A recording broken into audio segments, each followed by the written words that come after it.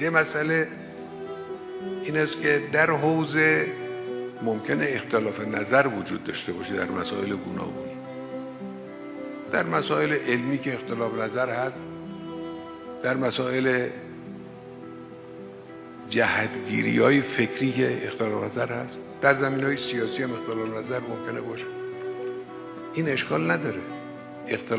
اختلافات رو باید مدیریت کرد. مواظب باشید اختلاف نظرها به درگیری و تشنج و ناخن زدن به چهره یکدیگر نیانجامد.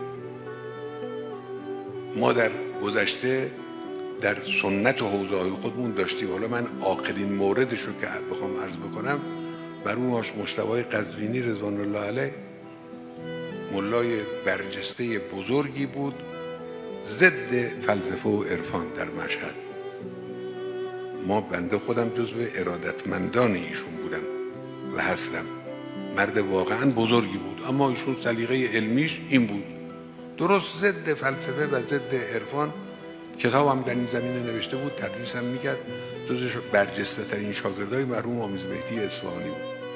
خب امام بزرگوار مغز فلسفه و عرفان بود، لب فلسفه و عرفان بود. خب اینا خیلی با هم فاصله دارن، یعنی درست به کلی در دو نقطه دو قطب یک طیف قرار دارن. وقتی که مبارزات شروع شد و امام نشون داد که رهبر این مبارزه است، امام از روزهای اول مبارزه این رو اثبات کرد. این آقای مجتبی قزوینی با همه این اختلافاتی که داشت بلند شد، از مشهد یه جماعتی رو با خودش برداشت، آمدن دیدن امام در قم، آمدن اظهار ارادت به امام کرد.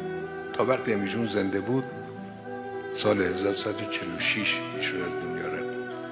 تا وقتی زنده بود پای انقلاب بود، یعنی واقعا امید ماها طلبه‌های مبارز اون روز در مشهد به مرحوم مجتبی بود، با اینکه اختلاف سلیقه‌اش با امام اینجوری بود.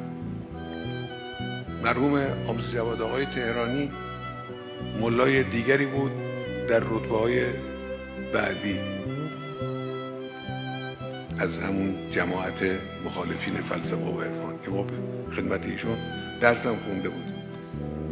ایشون خب نقطه مقابل بودن دیگه. بعد که انقلاب، قبل از انقلاب ایشون اظهار ارادت به امام میکرد.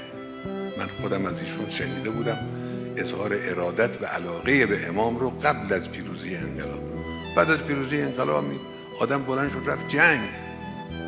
پیرمرد 70-80 ساله بلند شد رفت لباس بسیجی پوشید، پای خمپاره و مشغول جنگ شد. یعنی اینجوری اینجور ما آدمای اینجوری داشتیم.